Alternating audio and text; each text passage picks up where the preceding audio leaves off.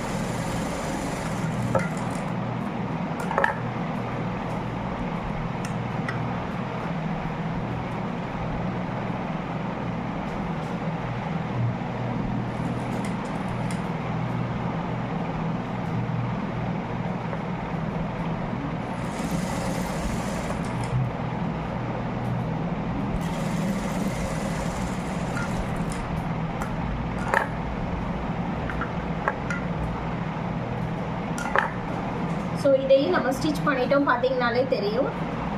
So 3க்கும் உள்ளமான gap சரிங்களா, இது வந்து அந்த ட்ரையாங்கிள் ஷேப் வரணும். ஸோ அந்த அளவுக்கு நம்மளுக்கு வந்து டாட் வந்து பர்ஃபெக்டாக இருக்கும் சரிங்களா. ஸோ இதில் எந்த ஈவன் இல்லாமல் இருக்கா அப்படின்றத நீங்களும் பாருங்கள்.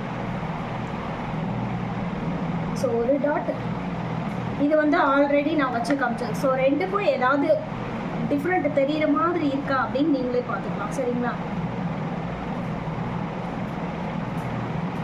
பேக் ஸ்டிச்சிங்லேயும் சரி ஃப்ரண்ட்லேயும் சரி சரிங்களா. சாக் எங்கே போட்டனோ, அதாவது சாக் பீஸ் மார்க்கிங் எங்கே இருக்கோ அங்கே தான் கரெக்டாக வந்துருச்சு சரிங்களா. அதே இடத்துல தான் நான் அழகாக நீட்டாக ஸ்டிச் பண்ணேன் பார்த்தீங்கனாலே தெரியும்.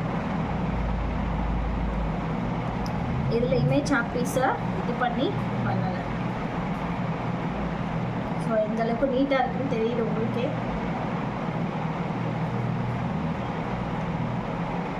இந்த டாட் 2.5 இன்ச் இருக்கணும், இது 3 இன்ச்சு, இது 4 இன்ச்சு சரிங்களா. ஸோ இதுக்கான கேப்பு அந்த மாதிரி எல்லாமே ஈவனாக இருக்கிற மாதிரி டாட் வச்சிங்கன்னா தான் கப் ஷேப்பு உங்களுக்கு பர்ஃபெக்டாக இருக்கும். இது வந்து 1.5 இன்ச்சு நம்ம ஸ்டிச் பண்ணுவோம். ஸோ ஸ்டிச் பண்ணது போக இந்த அளவுக்கு கேப் இருந்தால் தான் நம்ம கப்புக்குள்ளே வந்து அந்த பஸ்ட்டு சைஸ் வந்து உள்ளே உட்கார மாதிரி இருக்கும். ஸோ அப்போ தான் ஒரு ஃபினிஷிங் இருக்கும். ஸோ எக்ஸஸாக இந்த சைடு இருக்கிற மாதிரி உங்களுக்கு தெரியாது சரிங்களா. அதாவது ப்ளவுஸ் போடும்போது அந்த எக்ஸஸ் இங்கே வராமல் இருக்கிறதுக்காக தான்.